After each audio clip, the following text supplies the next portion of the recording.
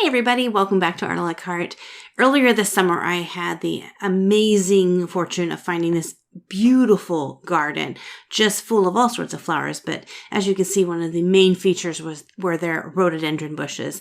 They were in full bloom and just breathtaking, which is why I love taking a camera or the camera on my phone with me so that I can snap photos or get video clips to use as reference later on. So in this video, I'm going to take you through step by step on how to draw some of these amazing flowers. And this is a video that is perfect whether you're a seasoned artist or a beginner.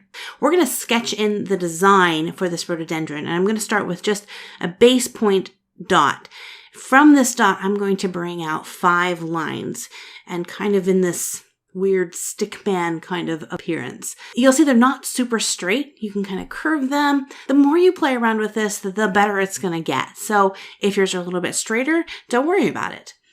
The next thing we're going to do is we're going to flesh out the blossoms or the petals on these blossoms. And there's 5 points to them. So I'm going to do these triangle shapes, but instead of using really straight lines, I'm going to go back in with curvy, kind of a frilly line. Sometimes I might fold up a corner of the petal as I go. Sometimes I tuck one underneath. And this is just really all about how you want to perceive this flower.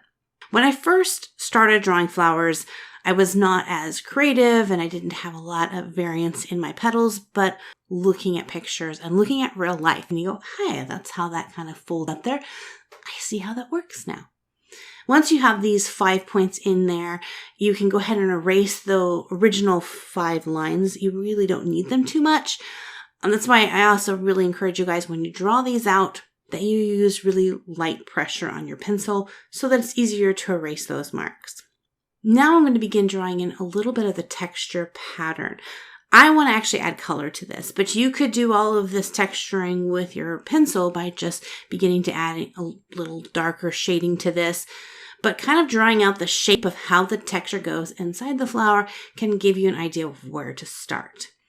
So beautiful. Again, reference photos are amazing. If you guys would like to see some of the pictures that I post, make sure to follow me on Instagram. That's where I post a lot of these photos, and you can feel free to use them as references for your drawings as well. So let's move on to the coloring part. With this, you could use watercolor, markers, crayons, colored pencils, whatever you want to color. But in this specific tutorial, I'm going to use my watercolors. And I'm going to give you a few tips and tricks. If you've never used watercolor before and you're a little nervous, hopefully this will help you out. When painting with watercolor, you are painting with just that, water that's colored. So it's all about controlling how much water you have on your paper. A lot of people have a hard time with watercolor because it's crazy and doesn't always do what you want. But if you can understand how water works with itself, it can really help you to grasp how to use it. So this first layer of color that I'm going is called a glaze. You're going to see that the watercolor is transparent. You can see the pencil marks behind it. And I'm using a very light tinted amount of water. So it's really light pink. I'm starting with my lightest tones first, and then I'm going to slowly begin to build my color up. It's easier to make your colors darker. It's a little bit more challenging to pull those out. But if you do end up making yours darker, don't worry. I'll show you how to pull that up in just a little bit. So once I put in my first coat of paint, if I go back in while it's still wet and start adding in the color, because the glaze itself is still wet, you're going to notice that as the paint goes on, it begins to spread because the water likes to mingle. It's social. It likes to, dance around a little bit.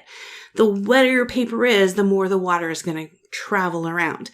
And that's where people have a problem. If they want their paint color to stay exactly where it is, where you place it, you want your paper to be a little bit drier. The drier it is, the more it's going to stick. So if you kind of rotate your paper a little bit, you'll see the shine on there. You'll see parts of it, it's kind of a fuzzy shine, and some of it's really shiny. But if you found that you've put the color down, you don't like it, if it's still wet, you can take a paper towel and dab that up, and it'll pull a lot of that color up.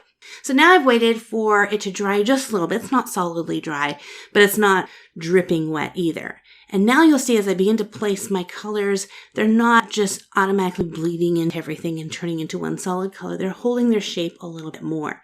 A trick for this is to be patient and let your paints dry. Watercolors tend to dry pretty fast as water evaporates.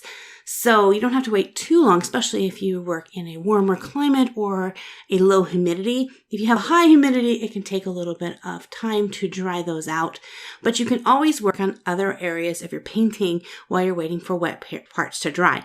The trick is don't let two wet parts touch. Here I'm putting green right up against my petals, but I know exactly how far I can push that green before it touches and mixes the two. You can see a little bit on one petal, some of the green is beginning to seep in a little bit, but not too bad. For those of you who want a little bit more in-depth tutorial on how to use watercolors, I actually have a whole playlist where I go step by step on what kind of paints I have and techniques and all sorts of things. And I'll leave a link to that playlist at the end of this video so you can check it out. Just remember to take your time and don't get frustrated. And remember, it's a learning process. So even if you mess up, it's not a mess up, it's a practice, and you keep getting better. After it's set, and I let it actually fully dry before I moved on to this part, which was adding in some really of that dark texture to my flower. So I went and got a really thick saturation of paint versus water so it's not as transparent. Used a really thin little brush and began to dab on the paint. One thing you'll notice is as you're dabbing the paint, if you don't move your brush and tilt it in different directions, you'll get what's called kind of a stamp effect, which means it's taking the shape of that paintbrush and just transferring it over. So you have the same like little blotch shape. So to get rid of that, just rotate your brush around a little bit, come at it at a different angle, and it will change that up so you don't get like that symmetrical looking shape.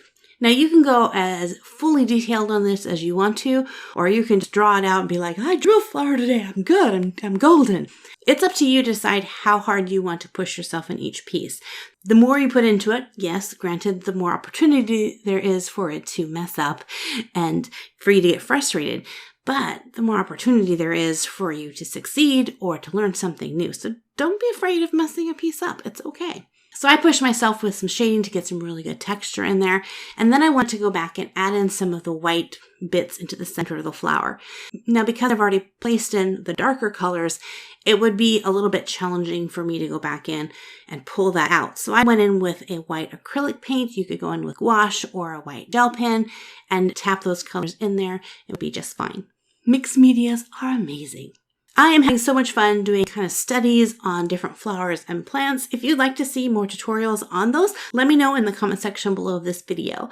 If you liked this video and like to see more, make sure first to hit that subscribe button so that you don't miss out on future videos, and give this video a thumbs up. Well, thank you guys so much for hanging out with me in this video. I hope you enjoyed it. I hope it inspired you to go out and create something fabulous. If you did, make sure to share it with me on social media. And as always, God bless you guys, and we'll see you in the next art video. Bye-bye!